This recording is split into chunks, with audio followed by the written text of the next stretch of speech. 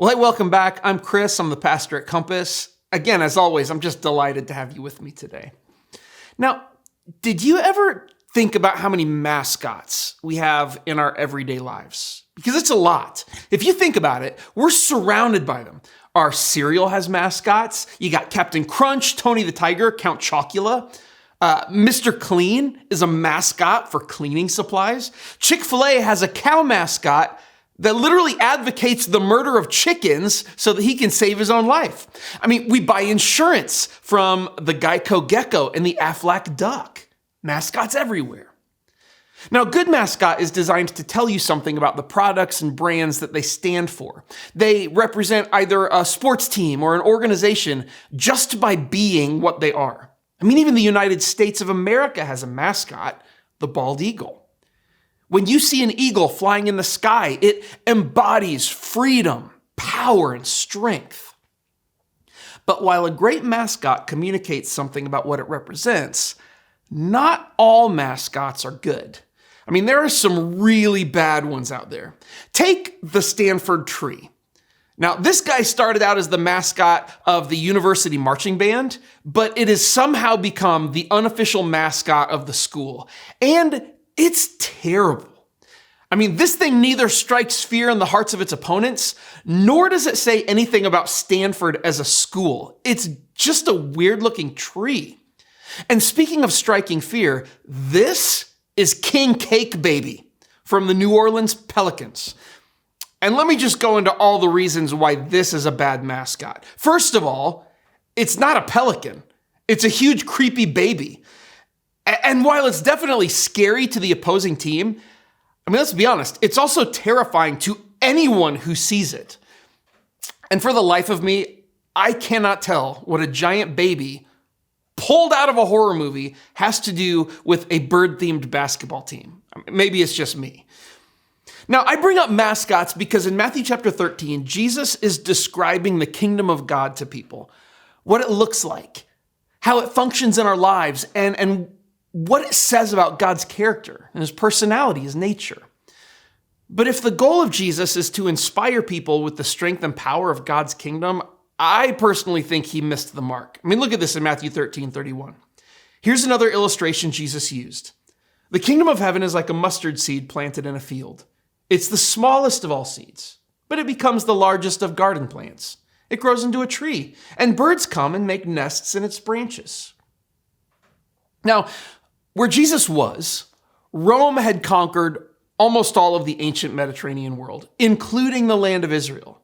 Rome was the national power, and Caesar was their lord and king. He was in charge. And just like America, this is interesting, the Roman mascot was an eagle. It represented their absolute power to go wherever they wanted and take whatever they wanted. Now, when Jesus described another kingdom, the kingdom of God, he was taking the dangerous step of acknowledging someone else's king rather than Caesar. Now, you'd think that if Jesus was going to challenge Rome, that he would use an illustration that could capture the hearts and minds of the people who had been crushed under Roman boots. That he would say something like, the kingdom of God is like a lion that snatches birds out of the air with its mighty claws. Or the kingdom of God is like a pillar of flame, devouring all of its enemies in its path. But no. Jesus says the kingdom of God is like a little tiny mustard seed planted in a garden that eventually becomes a good-sized bush. Now, that's not the mascot I would have chosen. But Jesus continues in Matthew 13:33.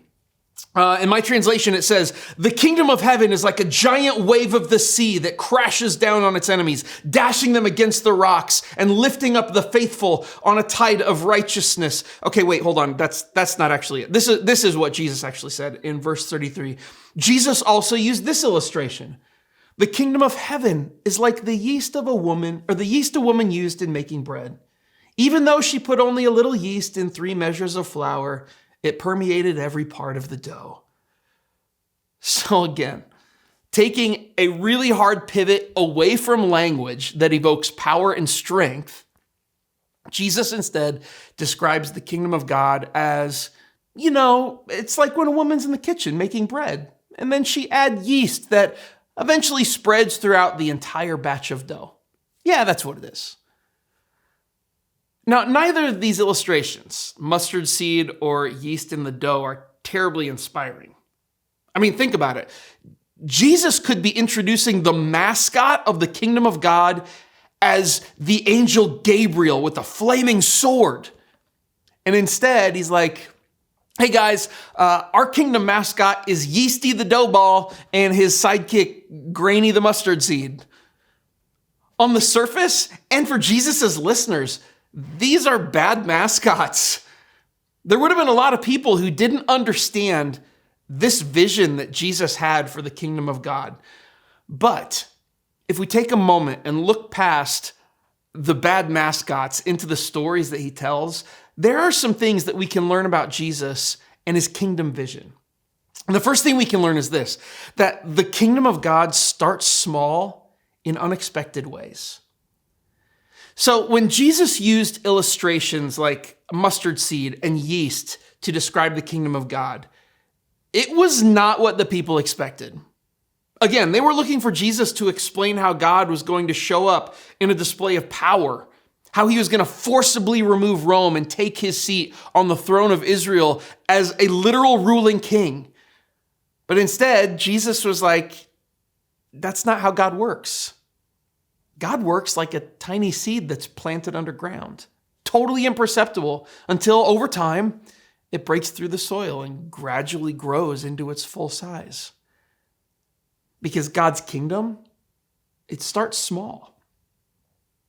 Now, this is not what people expect even today. I mean, when God's kingdom shows up, we expect the sky to open up and for the clouds to part and for a sunbeam to blast down on us as God reveals everything to us in a moment. But Jesus says that the kingdom is like a little bit of yeast that spreads through a bunch of dough. You can't even see it happening. Now, here's the thing. If you've ever felt discouraged because you couldn't feel or experience God moving in your life the way you expected, you can take comfort in this.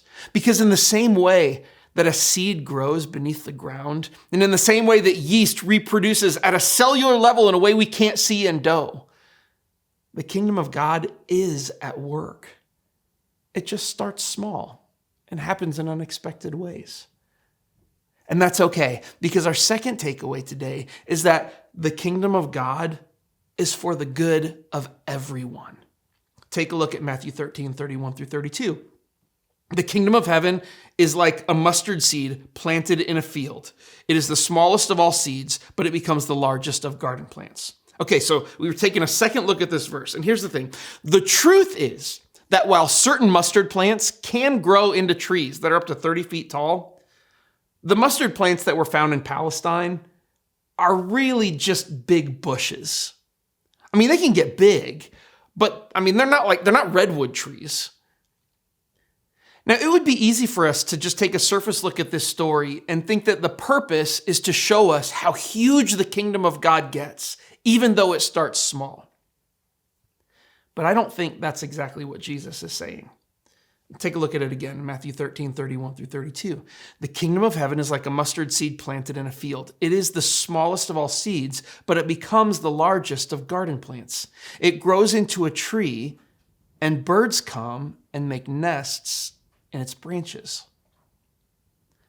So what does the kingdom do? It starts small and it grows. But why? It does it so birds can come and make nests in its branches. And what does that mean? It means this. It means in the same way that God provides for the birds of the air, that the kingdom of God is designed to make a difference in people's lives. God's kingdom is designed for the hope and flourishing of all mankind, just like a tree provides a place for birds to nest. I mean, look at the dough parable here in Matthew 13, 33. The kingdom of heaven is like the yeast a woman used in making bread. Even though she put only a little yeast in 3 measures of flour, it permeated every part of the dough. Okay, so again, a second look at this. And we find this woman in her kitchen. She puts a little yeast into 3 measures of flour. Now, it could be easy for us to miss how much 3 measures actually is, but 3 measures of flour would make 60 pounds of bread. That's like 60 full loaves of bread. Now, I don't know about you, but if I was just making bread in my kitchen, I'm not making anywhere near 60 pounds. Why did she make so much? What's the point of that? Well, the point that Jesus is making is this, is that the kingdom of God is for everyone, and it provides enough for all who are in need. God's kingdom may start small, but in the end, it's always for the good of all people. Which is cool because it tells us a lot about who God is. He's not some distant deity seeking glory from his creation. Rather, he's a loving father who's content to work quietly behind the scenes for the good of the people that he loves so much. He doesn't need some fancy mascot to demonstrate how great he is to the world. I mean, God is perfectly fine with Yeasty the dough ball because he's gentle and he's humble. I mean, look at Jesus' own words in Matthew 11:29. Jesus said, "Come to me, all of you who are weary and carry heavy burdens, and I will give you rest. Take my yoke upon you. Let me teach you, because I am humble and gentle at heart, and you will find rest for your souls. For my yoke is easy to bear, and the burden I give you is light." The goal of God's kingdom is not for him to show off his might, but for him to give us rest for our souls.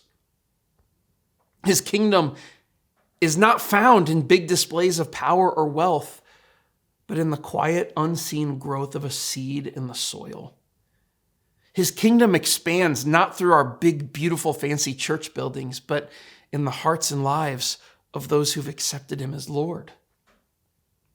Now, there are those who think that the kingdom of God is found by adhering to strict moral codes of right and wrong.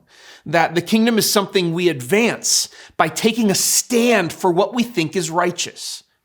And when we do that, we assume that our mascot must be like a knight wrapped in God's armor, standing against the forces of darkness in our culture and advancing against them with his sword and shield.